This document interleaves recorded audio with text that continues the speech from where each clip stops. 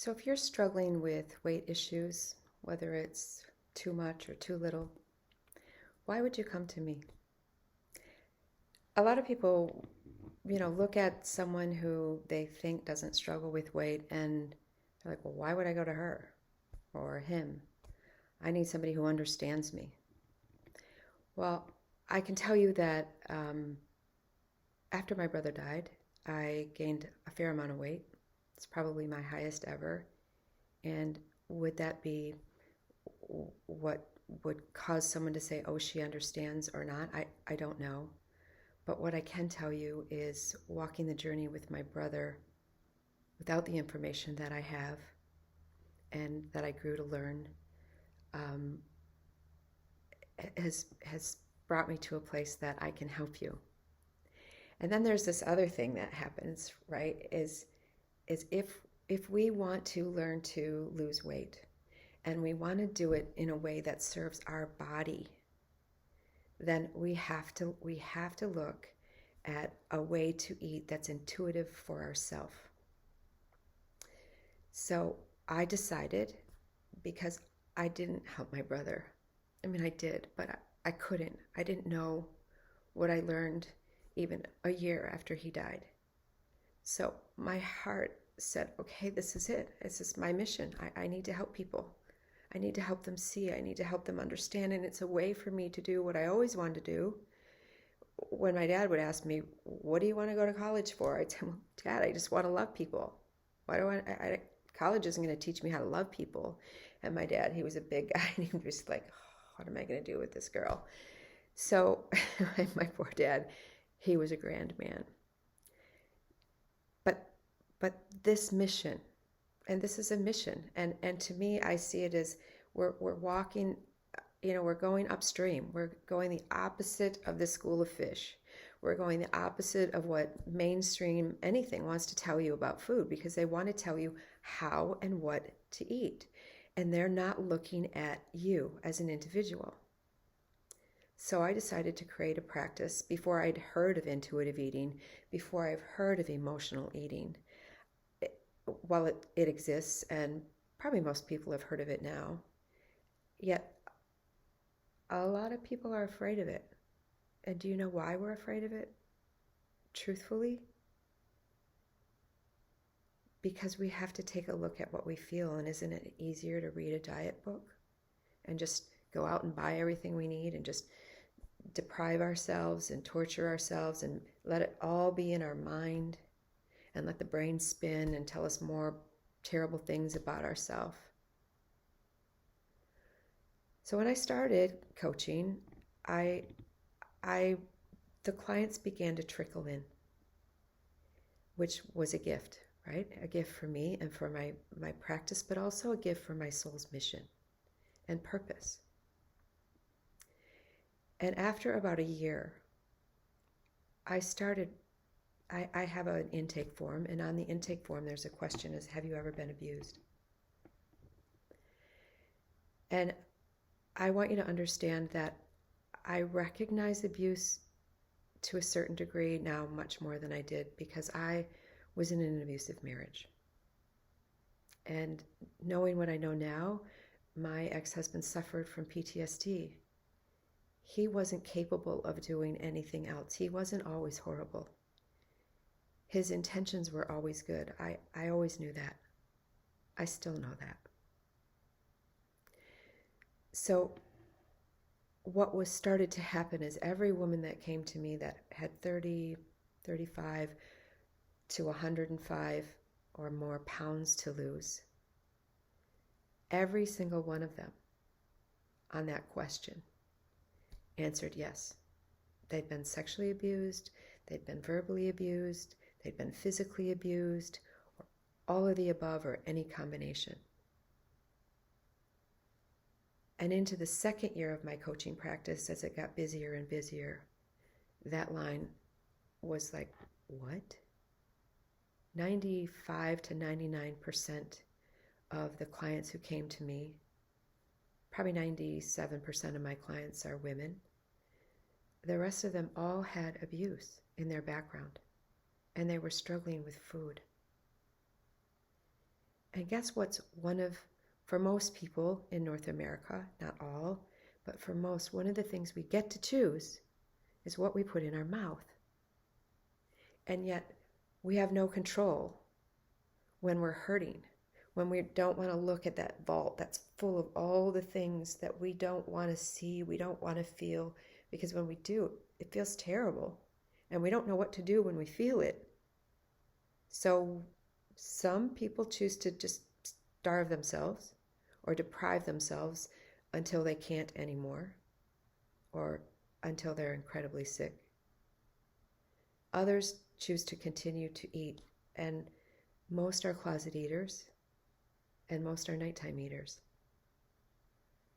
Not all, but if that's you, what I want to tell you is I understand. I get nighttime eating.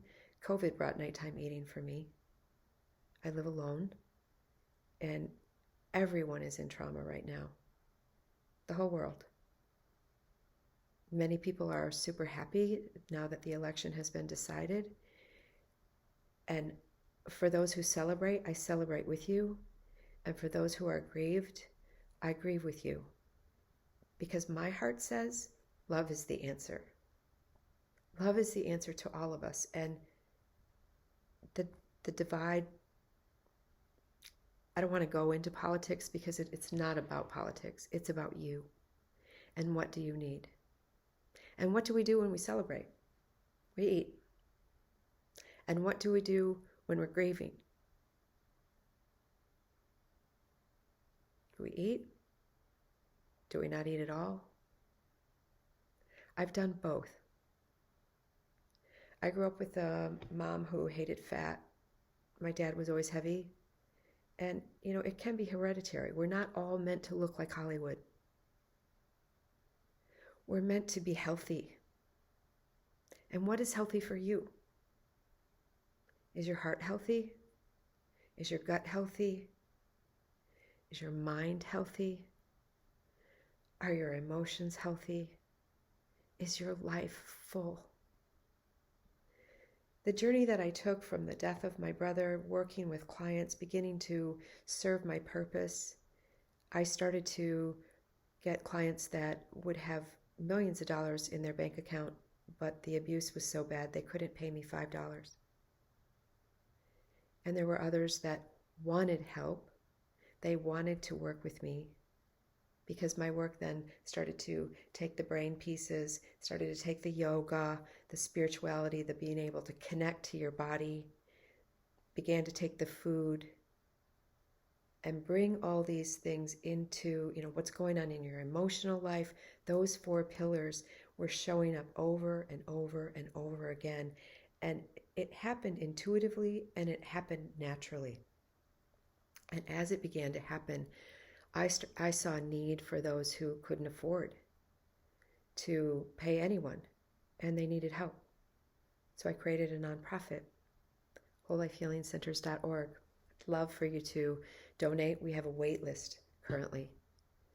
And for that nonprofit, I created a coaching course based on the 4 pillars that I had experienced in my own life.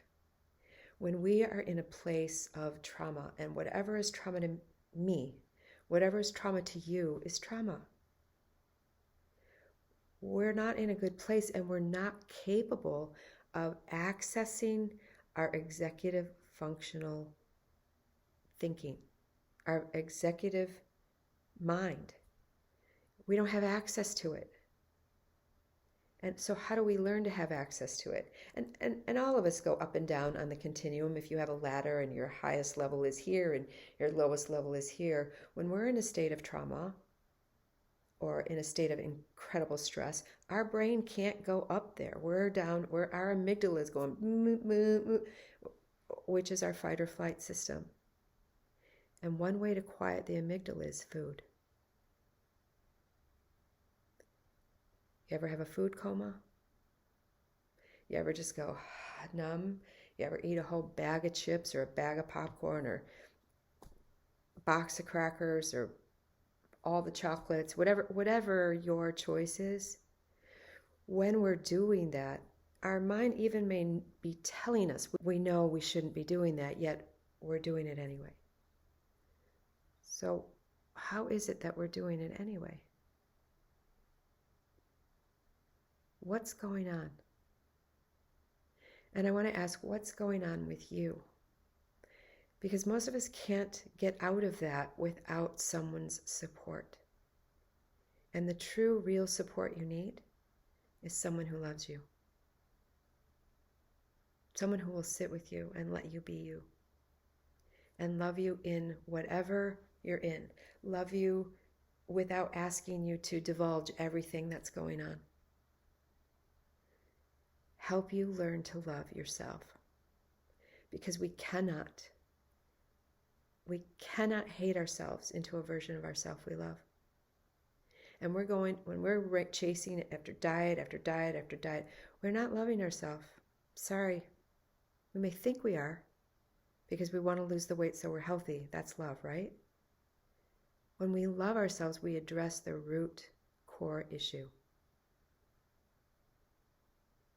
And that has to do with emotions. It has to do with the way our brain is functioning or not functioning. It has to do with patterns in our brain that we're used to. It has to do with emotions in our life. It has to do with a lack of connection to our body or a desire to not want to be connected because all of our emotions are in our body. And it has to do with the choices of food that we're making. I want to help the world with this, especially right now. My name is Bethany Perry. I've walked a lot of trauma in my own life. And every time, no matter how hard it is, no matter how many times I've fallen down, I didn't get up by myself. But I chose to take the hand that was reaching to me. And I'm asking, I'm reaching. I can help you. There's a lot of different modalities I use, and I want to help you. Let me use the experiences of my life to help the experiences in yours so that they're no longer traumatic. They don't go away, but that you learn to address them and deal with them one baby step at a time to change the rest of your life, which changes everyone's life around you so that our world can be a better place. You are deeply loved. This is Bethany Perry with BethanyPerry.com.